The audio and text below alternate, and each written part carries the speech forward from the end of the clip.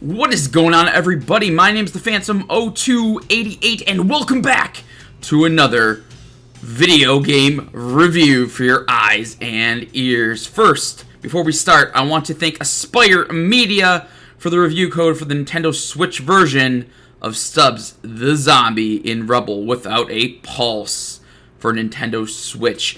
I did purchase the Xbox version as well. We'll get into that in a second. But first, let's get the review started. Stubbs the Zombie is a janky but charming blast from the past from 2005. And regardless if it's a good game or not, there's no denying that it has some charm, and there's a reason why it was brought back. So, let's get into it. Welcome to Punch Bowl, Pennsylvania, founded by multi-billionaire playboy Andrew Monday, son of Maggie, a local celebrity who is known for her huge melons, and they are indeed huge.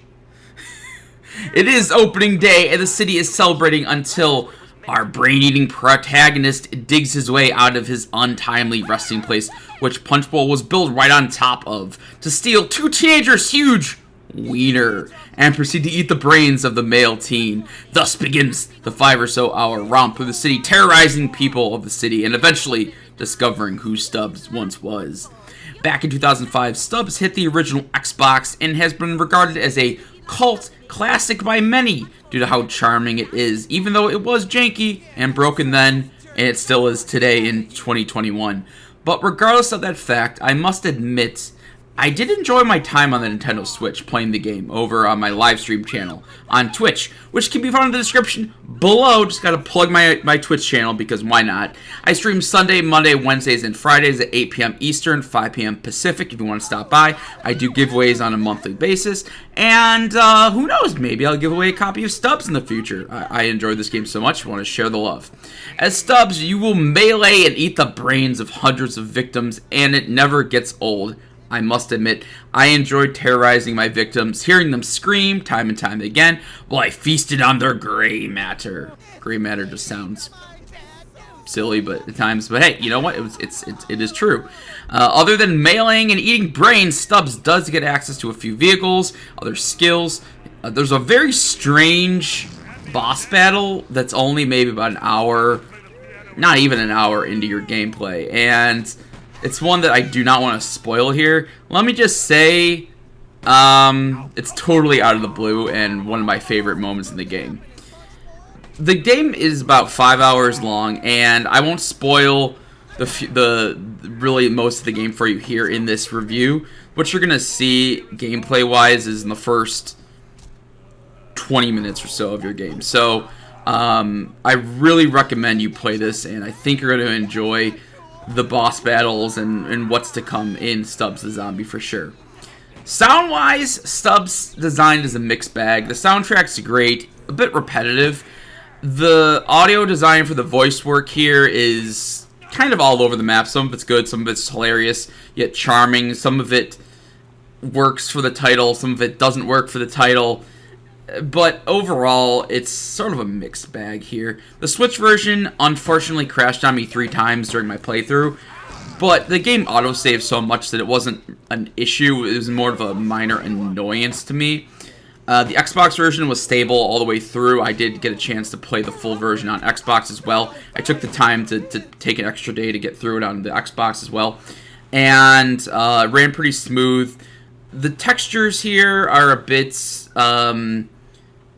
flat overall. Everything kind of seems like it's just been smoothed out, which isn't bad. It's not really much of a remaster, more of just a smoothing of everything, which is fine. Yeah, like I said, the Xbox version never crashed on me. It featured overall better textures, frame rate wise much better.